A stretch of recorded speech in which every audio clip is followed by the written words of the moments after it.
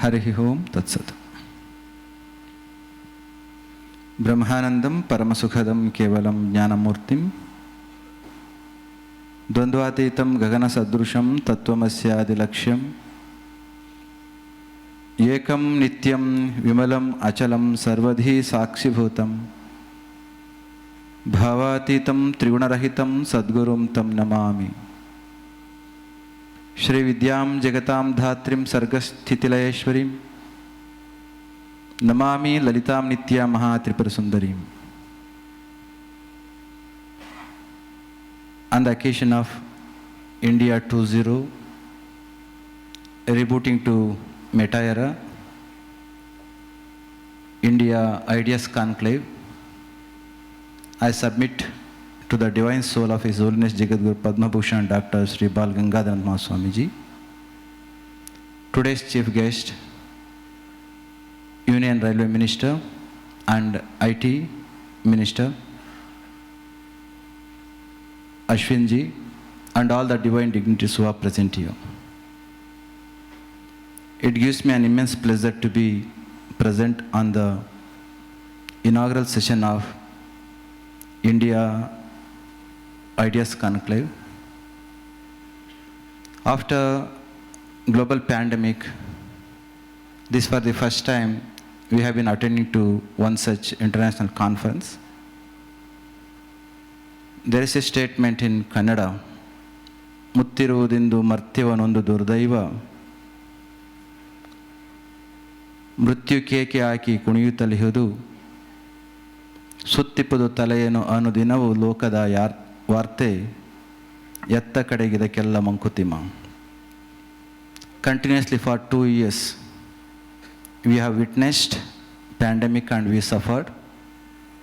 Because of the right decisions, successfully we have come out helping each other. Thanks to the government and the people of our country, those who have contributed and those who have rendered their service to the needy through hospitals and to the organizations.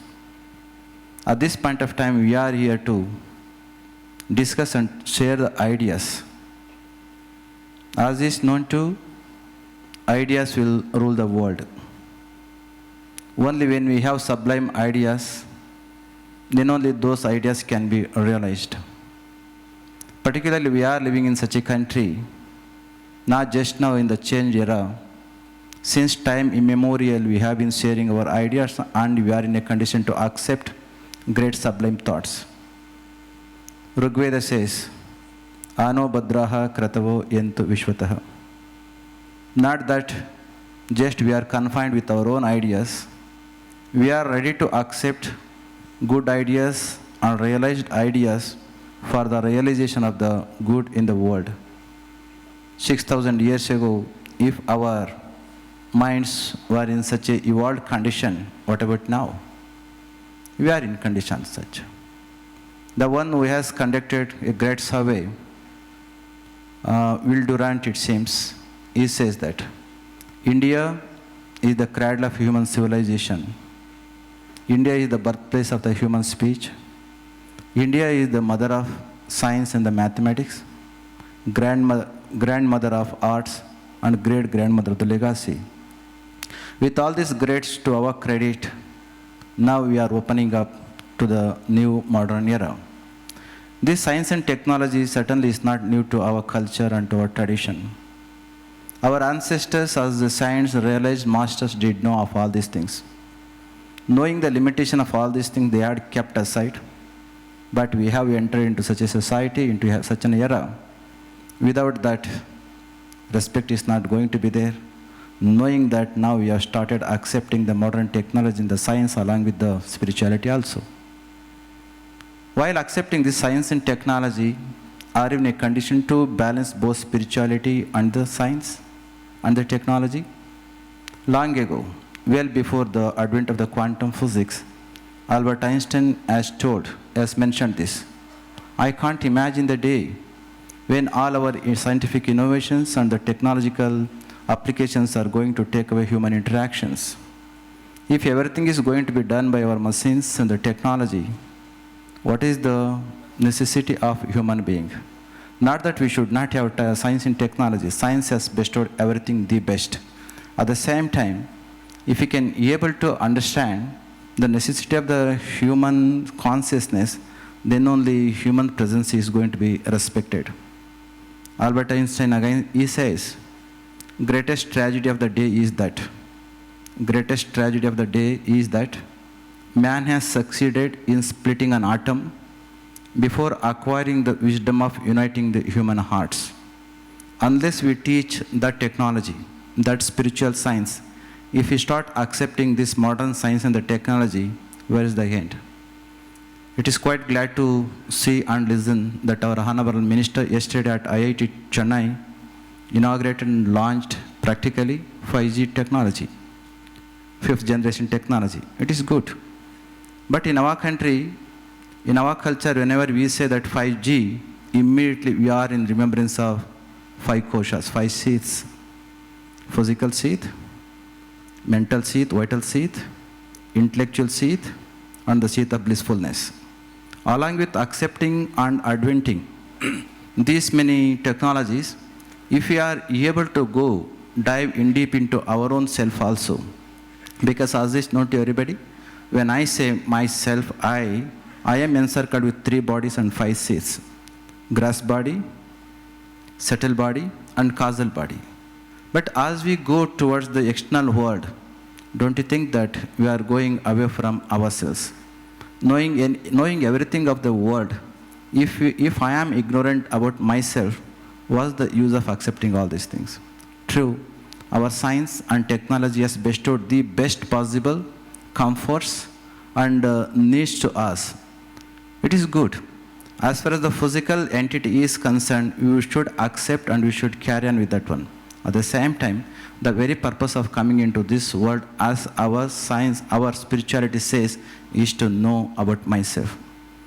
Gautam Buddha, as is Siddhartha, having been taught and having known everything, he was not very much satisfied.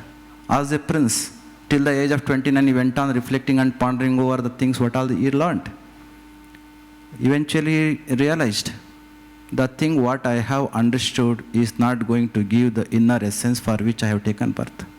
As a result, he quit and went away from the palace, became greater Bhagavan Buddha. Rutherford, who gave atomic model, he was with the philosophy of something. At the age of 66, something must have happened to him. He makes the statement, in search of truth of my life, I ended with protons and neutrons and electrons which have no life at all. To realize that, it took almost 66 years. He was under the impression that this materialistic world was everything. But at the age of 66, when he realized that these many things are nothing. Somewhere along the line, my life has run out through my fingers, he says, but at this age, I have been trying to retrace the path of my life, accepting the science and technology. At the same time, if we can balance both inner and outer, then this science and technology innovations is really going to do very good. Today we have been living in such a society, artificial intelligence in presence.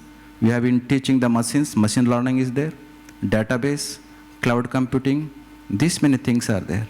It is good to accept. At the same time, we have to teach our children and our youngsters, our people, our generation to go in deep into ourselves also.